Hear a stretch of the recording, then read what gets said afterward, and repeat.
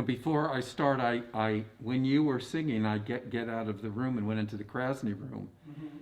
I just saw our outside menorah, Oh, and I'm so happy with it. I don't know what to say. yeah, It looks really good, it really does. and I know people are excited about it. If you haven't been part of the ceremony, if you just want to drive by in the parking lot and see it, it really warms my heart, and I'm so glad that the lights of Hanukkah can be shared with the world. So Keep it up all year. no, but if you put it up all year, it takes it away. That's it. It's like people who keep up, their Christmas lights Oh, until the springtime. It doesn't make any sense. Okay. Judaism is filled with many miracle stories. For example, God speaks to Moses at the burning bush, and the bush was not consumed. The Israelites are liberated from Egypt through the 10 plagues.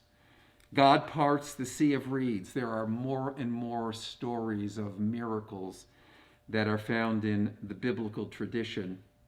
Now, these stories are captivating. Many people take these miracles literally and believe that a belief in these miracles is essential for faith. I totally reject this idea. I do not believe that God is a miracle worker. I don't believe that God enters the world and suspends the laws of cause and effect, gravity, thermodynamics, aerodynamics, genetics. To put it simply, if God at any time can suspend the laws of aerodynamics, no one should ever get into an airplane.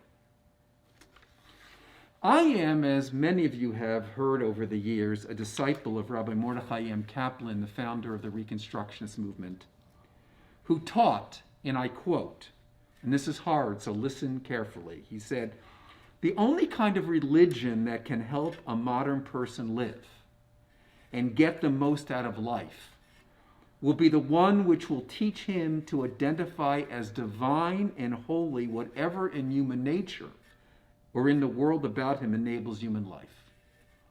To make this rather complicated statement comprehensible, the presence of God is found in this world, in our human existence. Our goal is to find the divine in the world, in the natural occurrences in life. And speaking of miracles, Kaplan writes, "We cannot, for example, believe that God performs miracles and at the same time believe in the uniformities of natural law demanding by scientific method." So, for example, what he's basically saying is, if religion calls upon us to suspend our thinking, to embrace that which is not reasonable or irrational, it cannot be taken seriously. Now, I absolutely believe in God, but a God that is found in our own lives and how the world actually works. God's presence is found in the determination and wisdom and sacrifice of the scientists who are creating the COVID-19 vaccine. I don't care whether or not they pray in a church, synagogue, or mosque or nowhere. Their work is holy. They are living out their faith by the goodness and dedication in their contribution to this world. The divine is found in the sacrifices of healthcare workers who risk their lives. It says in the Torah, "You shall walk in the ways of the Lord." Faith is action. God is not outside of the world pressing buttons. The divine is present in this world, in us. I don't believe in these divine miracles. Jewish tradition backs me up. The Talmud says the world follows its natural course. God created nature and the laws that govern it. And in the whole rabbinic literature, there is not one single instance on record that a rabbi was ever asked by his colleagues to demonstrate the soundness of his teachings by the performance of a miracle. But you should ask, okay, Rabbi Landi, that sounds fine, but what about the miracle story of Hanukkah? The story of the Maccabees is a story of a group of guerrilla fighters who were offended by what the Greeks had done to their religion and to their temple. And against great odds, they defeated the Greeks. and rededicated the temple. It was a great military victory at the time. 600 years after the events that are described in the story of Hanukkah, this familiar miracle story of Hanukkah arises. It's a beautiful one. In 167 BCE, Antiochus IV wanted the Jews to be assimilated, forbidding circumcision, observing Shabbat, and the study of Torah. And they desecrated the temple in Jerusalem. The Maccabees defeated them and rededicated the temple to God. And when the Maccabees were cleaning the temple for rededication, they discovered that the oil used to light the huge lamp had almost all been desecrated. There was only enough oil that was not contaminated, to light the lamp for one night. But when they lit the lamp, the oil miraculously burned for 8 days and nights.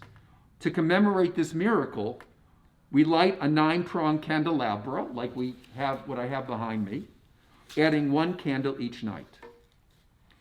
As I have said, I do not like miracle stories, and I don't take them literally.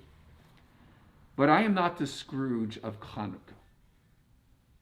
For me, this miracle story is not about some supernatural event, but the celebration of the human spirit. Rabbi David Hartman, a great scholar who I studied with years ago in Jerusalem, offers this interpretation. He says, the miracle of the first day was expressed in the community's willingness to light a small cruse of oil without reasonable assurance that their efforts would be sufficient to complete the rededication of the temple.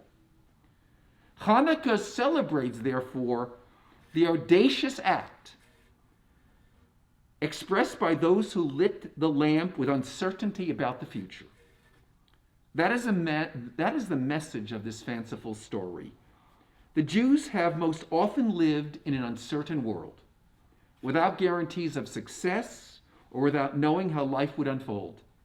But Judaism is about that faith that we can step into that uncertain future. I find this imaginative Hanukkah story quite inspiring because it reflects the courageousness that you and I show in our everyday lives. For example, we stand under the chuppah, the bridal canopy, affirming a sacred relationship between two people. There are no guarantees of what will unfold, but we still go forward into this unknown future. We bring children into this world without knowing whether we will be able to love and provide for the needs through a lifetime. We send our kids to college. We have no idea what they will do with that opportunity. We leave a job and try to start something new.